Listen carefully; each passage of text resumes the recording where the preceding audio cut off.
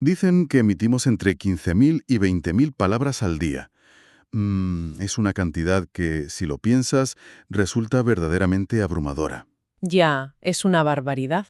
Y lo asombroso es que lo hacemos casi sin pensar. O sea, mientras preparamos un café, mientras vamos conduciendo al trabajo o mandando un mensaje rápido con el móvil. Es tan cotidiano que es muy fácil dar por sentada la inmensa maquinaria mental que hay detrás de cada sílaba. Por eso, hoy vamos a sumergirnos en un análisis exhaustivo del documento titulado, y cito textualmente, Tema 2, Aspectos y principios del lenguaje y la comunicación. Un tema que, fíjate, tiene muchísima más miga de lo que parece a simple vista. Totalmente. Y la misión de esta inmersión de hoy es desentrañar qué es exactamente el lenguaje humano, separándolo de lo que sería la simple comunicación, claro. Queremos descubrir esos engranajes psicológicos, biológicos y sociales que nos permiten hacer algo tan alucinante como hablar, pensar y conectar. Así que, para quien nos esté escuchando, esto es una invitación a abrir el capó de nuestra propia mente y mirar cómo funciona el motor. Me encanta esa metáfora del motor. Porque es que, cuando abrimos ese capó, lo que encontramos desafía todo el sentido común. A ver, no hay una simple tubería por la que viaje la información de un cerebro a otro. Ojalá fuera tan sencillo. Claro, ojalá. Lo que hay es un sistema que es fisiológico y psíquico a la vez. Es una herramienta que nos permite abstraer la realidad, crear conceptos de la nada, hablar de cosas que ni siquiera existen e incluso, bueno, forjar nuestra propia identidad. Es una maquinaria tan sumamente sofisticada que ha provocado unos debates feroces en la comunidad científica durante décadas. Y antes de ver cómo encaja cada pieza, resulta muy curioso que los grandes pensadores ni siquiera logren ponerse de acuerdo en la definición básica de este sistema. Hay un choque de visiones radicalmente opuestas en los textos. Sí, sí, es un choque de titanes literal. Por un lado tenemos a alguien como Noam Chomsky, allá por 1973, defendiendo a capa y espada que el lenguaje es una capacidad genética e innata. O sea, él plantea que nacemos con una especie de hardware listo para adquirir cualquier lengua. Exacto.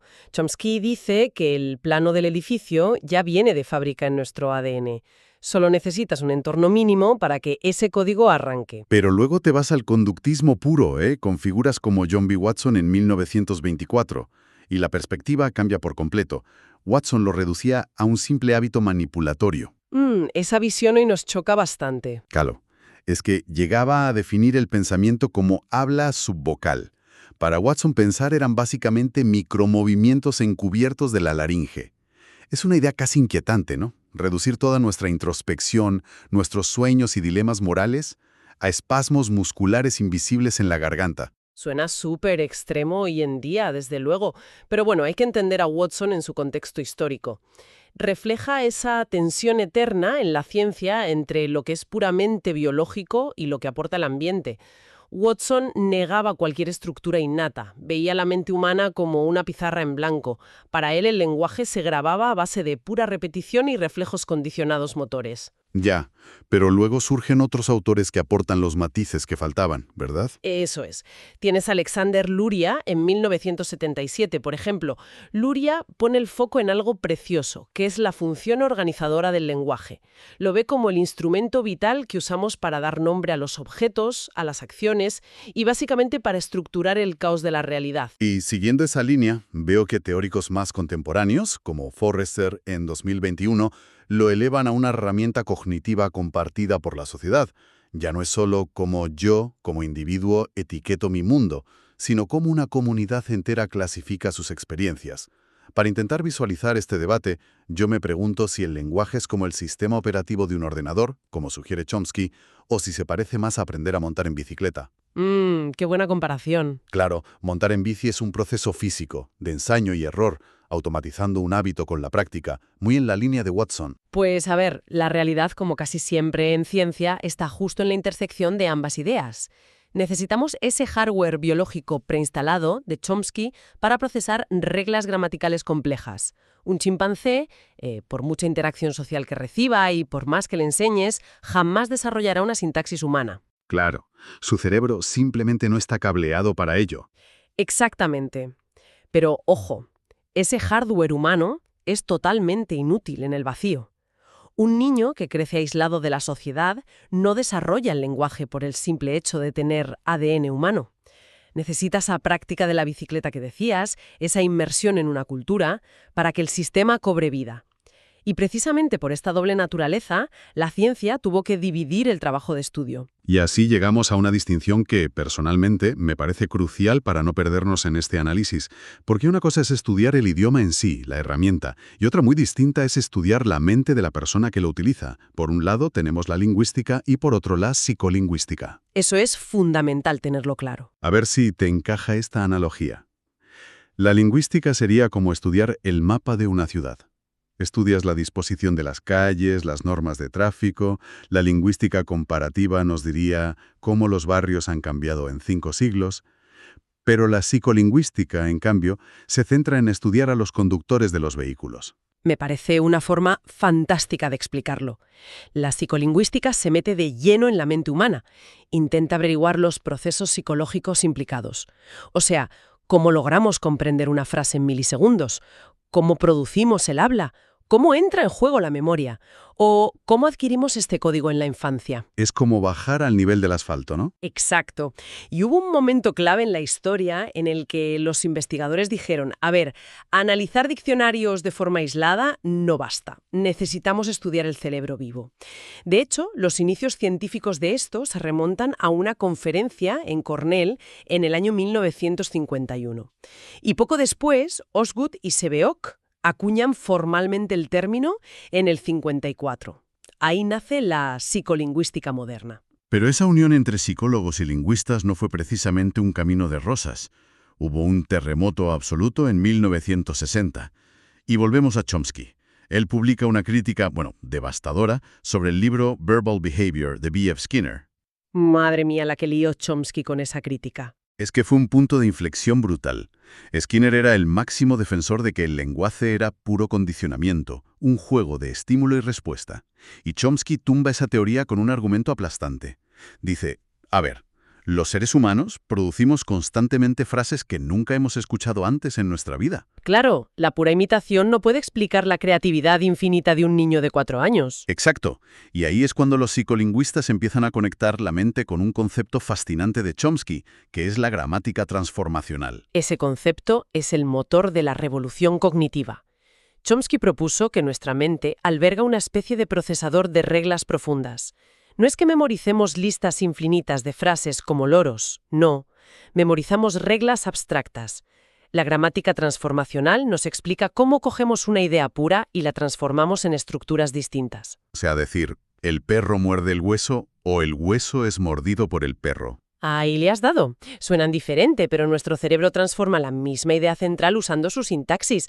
Esto demolió la idea de que la mente era una caja negra pasiva. La mente es súper activa. Y esto nos lleva a los años 70, donde la psicología cognitiva absorbe a la psicolingüística y se obsesionan con algo muy peculiar, la metáfora computacional. Empiezan a ver la mente literalmente como un ordenador que procesa símbolos. Recibimos un input y usamos algoritmos para descifrarlo. Sí, los laboratorios se llenaron de gente midiendo tiempos de reacción. Claro, cronómetro en mano para ver cuántos milisegundos tarda nuestro procesador mental en encontrar una palabra. Pero, a ver, aquí me surge una duda. ¿No es esto pasarse un poco de frenada? Porque un ordenador no siente nudas, ni usa el sarcasmo porque ha dormido mal, ni se le quiebra la voz. Al reducirnos a calculadoras que miden milisegundos, ¿no dejamos fuera toda la emotividad y la irracionalidad que tiñe nuestro lenguaje? Esa es una crítica buenísima. Y de hecho ha sido uno de los grandes debates de la disciplina. A ver, la metáfora del ordenador funcionó genial como muleta metodológica. Para hacer ciencia experimental sobre algo tan invisible como el pensamiento, necesitaban medir algo físico, como los tiempos de reacción. Ya, entiendo la utilidad para el laboratorio. Datos fríos, pero nosotros generamos significado. Y el significado está empapado de contexto, de emociones, de dobles intenciones. Si tratas una palabra de consuelo como un simple símbolo algorítmico, pierdes la esencia misma de por qué hablamos. Y si tenemos claro que no somos ordenadores fríos y calculadores, la pregunta que se hace mucha gente es, esto nos acerca más a cómo se comunican los animales. Porque siempre vemos documentales de abejas que bailan para indicar dónde hay néctar o delfines con cantos complejísimos.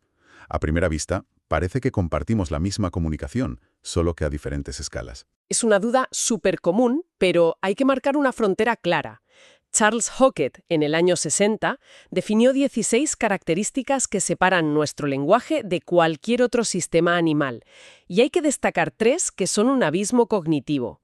La primera es la arbitrariedad, que ya planteó Saussure en 1916. La falta de relación entre el sonido y la cosa en sí, ¿no? Exacto.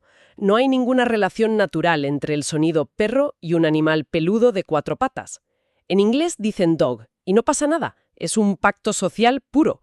Los animales, en cambio, suelen tener señales ligadas físicamente a su estado. Claro, un perro gruñe enseñando los dientes por una tensión física, no porque haya pactado con otros perros que ese sonido significa peligro. Totalmente.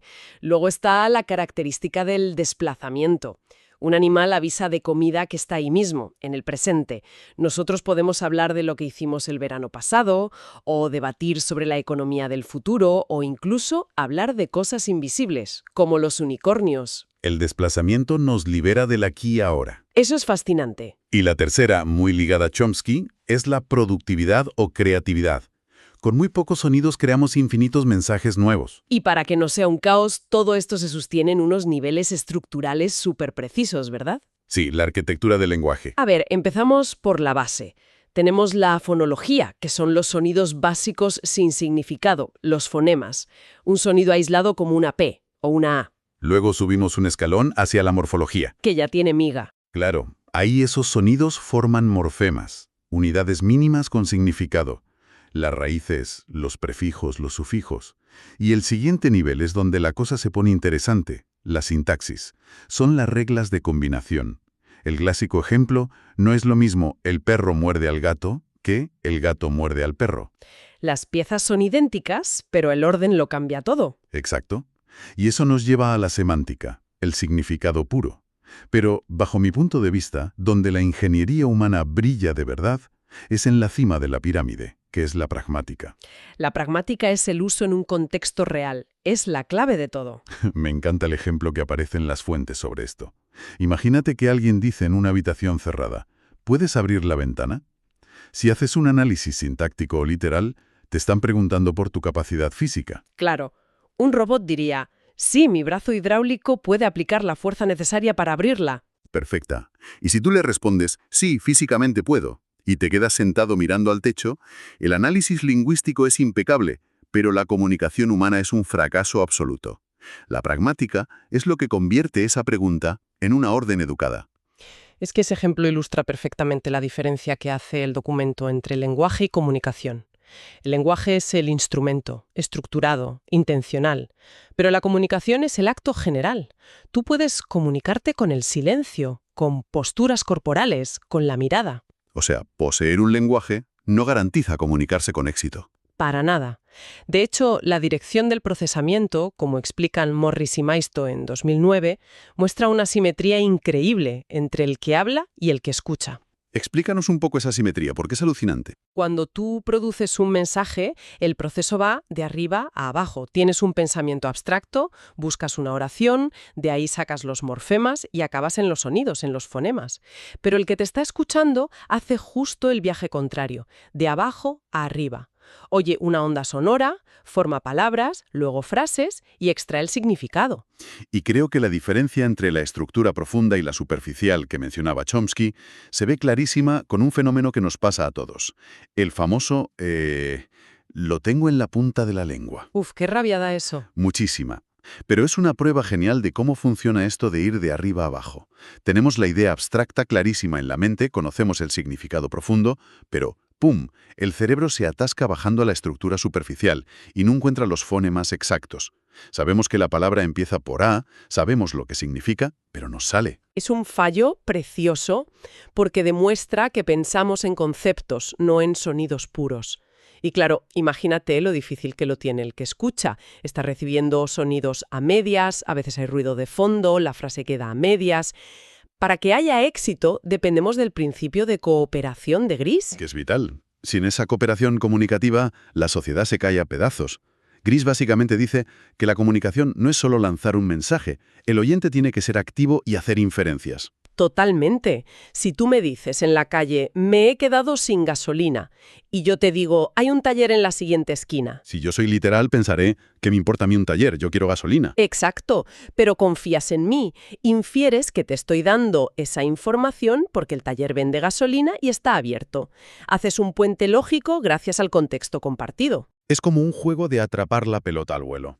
No basta con que yo lance bien la frase, el que escucha tiene que correr hacia donde intuye que va a caer el mensaje. Es decir, hablar es un acto de pura confianza social. Me parece una reflexión preciosa. Y nos lleva a la encrucijada final de este tema. Si este sistema es tan perfecto para conectar mentes, la gran pregunta clásica es, ¿qué fue primero? ¿El lenguaje o el pensamiento? El eterno debate del huevo y la gallina.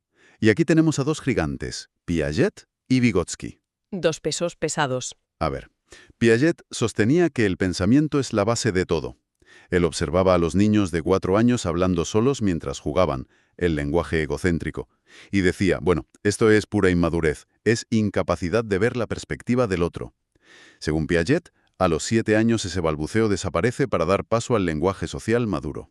Pero entonces llega Vygotsky y le da la vuelta a la tortilla por completo. Ya te digo, Vygotsky afirma que el lenguaje es el verdadero motor del pensamiento.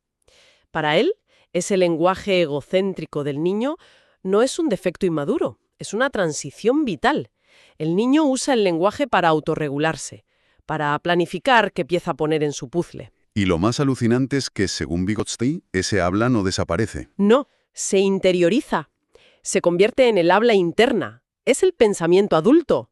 O sea, usamos el lenguaje para pensar. Y si usamos el lenguaje para pensar, y las lenguas son elementos vivos de las culturas, entramos de lleno en uno de mis temas favoritos, la hipótesis de Sapir-Whorf. Tela con esa hipótesis.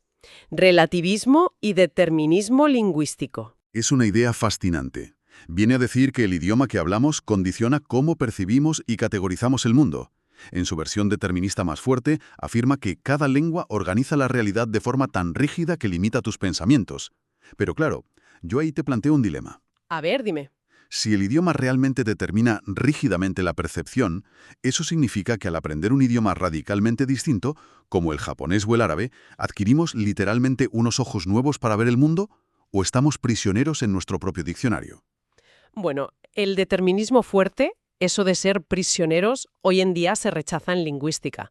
Siempre puedes aprender conceptos nuevos, aunque tu idioma no tenga una palabra exacta para ello. Menos mal. Pero el relativismo más suave sí tiene mucho apoyo experimental. Tu idioma te obliga a prestar atención a ciertas cosas.